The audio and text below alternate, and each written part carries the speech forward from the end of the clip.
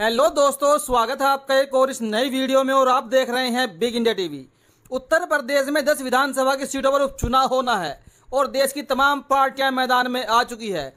और इसी के साथ साथ जम्मू कश्मीर एंड हरियाणा में भी विधानसभा का चुनाव होना है। हरियाणा हो चाहे उत्तर प्रदेश हो, बसपा सुप्रीमो मायावती ने अपने प्रत्याशियों का ऐलान करना जारी कर रखा है। और जो भी वर्तमान में खबर आई है उत्तर प्रदेश के गाजियाबाद से, जहां पर मैंने आपको एक वीडियो पहले बनाकर भी बताया था कि गाजियाबाद की विधानसभा सीट से बसपा सुप्रीमो ने युवा शक्ति दल के राष्ट्रीय अध्यक्ष रवि गौतम को विधानसभा का प्रभारी बना दिया है। और अभी हाल ही में इनकी मुलाकात बीएसपी के पूर्व सांसद गिरीश चंद्र जाटव ने बहन कुमारी मायावती से करवाई थी।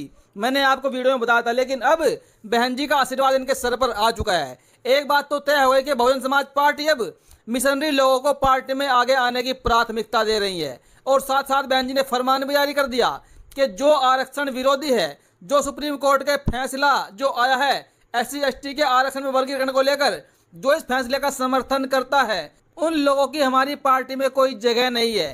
क्योंकि बहुजन समाज पार्टी मिशन पहले है, पार्टी बाद में है। बहन जी ने साफ साफ कह दिया कि ऐसे लोगों को पार्टी खुद ही निकाल देगी, अभी वो छोड़ के खुद ही पार्टी से जा सकते हैं। और एक तरफ बड़ी खबर आ रही है बीएसपी को लेकर। बहुजन समाज पार्टी में तमाम पुराने नेताओं की घर वापसी का दौर शुरू हो चुका है। और अभी हाल ही में साथियों सैकड़ों नेता बहुजन समाज पार्टी में शामिल होने वाले हैं। यानी कि जो लोग पार्टी को छोड़कर चले गए थे, वो लोग लगातार पार्टी में वापसी करने का काम कर रहे हैं। इसमें साथियों होता क्या है कि जब कोई बड़ा नेता पार्टी को छोड़कर जाता है, किसी और पार्टी में जाता है, मान लीजिए बीजेपी में चला गया, समाजवादी पार्टी में चला गया, तो जो नेता चला जाता है उसके साथ में सैकड़ों की संख्या में कार्यकर्ता, छोटे मोटे नेता भी चले जाते हैं। लेकिन उन नेताओं का, उन लोगों का वहां पर पार्टी में जाने के बाद मन नहीं लगता है। जो मुख्य उनका एक लीडर होता है उसको तो पार्टी एडजस्ट कर लेती है, लेकिन जो बाकी और समर्थक होते हैं उनको पार्टी एडजस्ट नहीं कर पाती। और साथियों इसलिए उन लोगों को लगता है कि हमने बहुत बड़ी गलती कर दी, फिर साथियों बहुत जल्दी पार्टी में वापसी करने लगते हैं। और इसी के साथ साथ बीएसपी में बड़े दिग्गज नेताओं की भी वापसी होना शुरू हो गई है। अभी एक खबर आई है साथियों स्वामी प्रसाद मौर्य को लेकर। स्वामी प्रसाद मौर्य को लेकर बेहद ही गंभीर खबर आई है कि स्वामी प्रसाद मौर्य बहन जी के संपर्क में हैं और बहुत जल्द स्वामी प्रसाद मौर्य बीएसपी का दामन थाम सकते हैं, घर वापसी कर सकते हैं। हालांकि स्वामी प्रसाद मौर्य समाजवादी पार्टी, बीजेपी तमाम पार्टियों में घूमे, लेकिन कहीं पर भी उनका दिल नहीं लगा। दो बार अपनी पार्टी बनाई, तब भी बात नहीं बनी। क्योंकि वो जानते हैं कि आखिरकार उनको बीएसपी ने कितना कुछ दिया है, कितना कुछ सम्मान दिया है। और अब उनको लगने लगा कि अब हमारा बसपा के बगैर कुछ नहीं होने वाला और बसपा ही हमारा मिशन है, बसपा में ही काम करेंगे। इस खबर को देख लीजिए, बहन कुमारी मायावती जी के संपर्क में है स्वामी प्रसाद मौर्य। और अब आप इस खबर को देखिए, जिस खबर को प्रिंट मीडिया ने चलाया है कि 200 पुराने नेताओं की बसपा में हो रही है घर वापसी। वर्तमान की सबसे बड़ी खबर है कि 200 पुराने नेताओं की बहुजन समाज पार्टी में हो रही है घर वापसी। उत्तर प्रदेश 200 बसपा कार्यकर्ताओं की घर वापसी। पार्टी नेता बोले बीजेपी से भी कुछ संपर्क में है। जो नेता बीजेपी में चले गए, समाजवादी पार्टी में चले गए, अब वो नेता साथियों बहुजन समाज पार्टी में शामिल होने की तैयारी कर चुके हैं। उनकी घर वापसी हो रही है। 4 बार विधायक और बसपा के संस्थापक सदस्य इंद्रजीत सरोज के साथ बड़ी संख्या में बसपा कार्यकर्ताओं ने पार्टी छोड़ दी थी।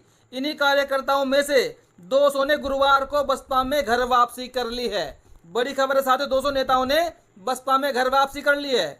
और इसी के साथ साथ लगातार जयप्रकाश सिंह को लेकर भी बसपा के चाहने वाले, बसपा के समर्थक लगातार आवाज बुलंद कर रहे हैं कि आखिरकार जिस तरीके से बहन कुमारी मायावती जी ने आकाश आनंद को पार्टी में वापस कराया, तमाम नेताओं की पार्टी में वापसी हो रही है, तो ऐसे बहन कुमारी मायावती जी बहुत जल्द जयप्रकाश सिंह को भी बहुजन समाज पार्टी में वापसी कराए। क्योंकि अगर कोई पार्टी मैक्सिमम किसी को पार्टी से बाहर निकालती है तो मैक्सिमम 6 साल के लिए पार्टी से बाहर निकालती है। और अब पूरे 6 साल से भी ज्यादा का समय हो चुका है जयप्रकाश को पार्टी से बाहर काम करते हुए। हालांकि जयप्रकाश जी लगातार पार्टी का ही काम कर रही है, बगैर पार्टी में रहते हुए। उनको एक उम्मीद है, उनको एक आशा है कि बहन जी आज नहीं तो कल मुझको पार्टी में वापस जरूर बुलाएगी। अभी आपने वीडियो उनके देखे भी होंगे। जयप्रकाश सिंह का वीडियो में कई बार दर्द भी छलक चुका है कि हम मिशन को छोड़कर जाए तो जाए कैसे। हमारे खून में दगाबाजी का कोई भी जरा सा भी कोई कण नहीं है कि हम अपने ही मिशन से धोखाधड़ी कर लेंगे, दगाबाजी कर लेंगे। चाहे बहन जी पार्टी में ले या न ले, बहुजन समाज के लिए वो समर्पित हो चुके हैं। और इसीलिए उन्होंने अभी तक भी साथियों अपनी शादी नहीं की है। उन्होंने प्रण ले रखा है कि जब तक बहुजन समाज की सरकार केंद्र में नहीं बनवाएंगे तब तक हम शादी नहीं करेंगे। इतना बड़ा प्रण जयप्रकाश सिंह ने ले रखा है साथियों। मिशन को आगे ले जाने का काम करते हैं, ये वर्तमान के साथ सबसे बड़ी खबर है। और एक तरफ जो लगातार उत्तर प्रदेश में ही नहीं, मध्य प्रदेश में भी, राजस्थान में भी जो बुलडोजरी कार्रवाई लगातार की जा रही थी, किसी के ऊपर जरा सा आरोप सिद्ध हुआ तो बीजेपी की सरकार ने बुलडोजर चलाया, उस आरोपी का घर गिरा दिया। अब सुप्रीम कोर्ट की फटकार केंद्र सरकार को लग चुकी है कि अगर कोई भी आरोपी साबित हो जाता है, सिद्ध हो जाता है, तो तब भी सरकार उनका घर नहीं गिरा पाएगी, उनकी इमारत को नहीं तोड़ पाएगी। अब योगी जी के बुलडोजर पर पूरी तरह रोक लग चुकी है, बीजेपी के बुलडोजर पर पूरी तरह रोक लग चुकी है साथियों। इस खबर को पढ़िए। बुलडोजर एक्शन पर सुप्रीम कोर्ट ने केंद्र सरकार को कड़ी फटकार लगाई है। सोमवार को शीर्ष न्यायालय ने साफ कर दिया है कि अगर कोई व्यक्ति दोषी साबित हो जाए तो भी इमारत नहीं ढाई जाएगी। शीर्ष न्यायालय में बुलडोजर न्याय के खिलाफ याचिका दाखिल हुई थी, जिसमें कहा गया था कि बदले की कार्यवाही के तहत घर बगैर नोटिस के गिराए जा रहे हैं। साथियों, जिनके घर गिराए गए उन्होंने कहा कि हमारे ऊपर जो कार्यवाही हो रही है वो बदले की भावना से हो रही है। कहीं ना कहीं अगर आरोपी सिद्ध कोई हो भी जाता है तो केंद्र सरकार उसका बिल्कुल भी घर को नहीं गिरा पाएगी। अब जस्टिस BR गवई ने साफ साफ निर्देश दे दिए हैं। दोषी हो तो भी नहीं टूटेगी बिल्डिंग, बुलडोजर एक्शन पर सुप्रीम कोर्ट ने केंद्र को फटकारा। बुलडोजर एक्शन पर सुप्रीम कोर्ट ने केंद्र सरकार को कड़ी फटकार लगाई। सोमवार को शीर्ष न्यायालय ने साफ कर दिया कि अगर कोई व्यक्ति दोषी साबित हो जाए तो भी इमारत नहीं ढहाई जाएगी। ये वर्तमान की सबसे बड़ी खबर है। और एक तरफ साथियों, देश में, पूरे देश में, देश का तमाम SC ST OBC जाति जनगणना को लेकर मुखर होकर बोल रहा है।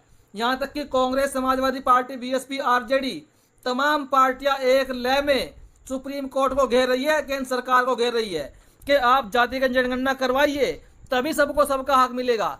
लेकिन साथियों, यहाँ पर बीजेपी के चाहने वाले तमाम नेता या फिर RSS के संघ संचालक, संघ प्रमुख मोहन भागवत जी कह रहे हैं कि जातिगत जनगणना होने से हिंदुओं की एकता खंडित हो जाएगी। अगर कोई मोहन भागवत जी को समझाए, क्या जातिगत जनगणना केवल हिंदुओं की ही हो रही है? पूरे देश के अंदर मुस्लिम समाज रहता है, सिख समाज रहता है, बौद्ध समाज रहता है, जैन समाज रहता है। जाति जनगणना मुस्लिमों की भी होगी, जैनियों की भी होगी, सिखों की होगी, बौद्धों की होगी, पारसियों की होगी, ईसाइयों की होगी, सभी की जातियों की गणना होगी।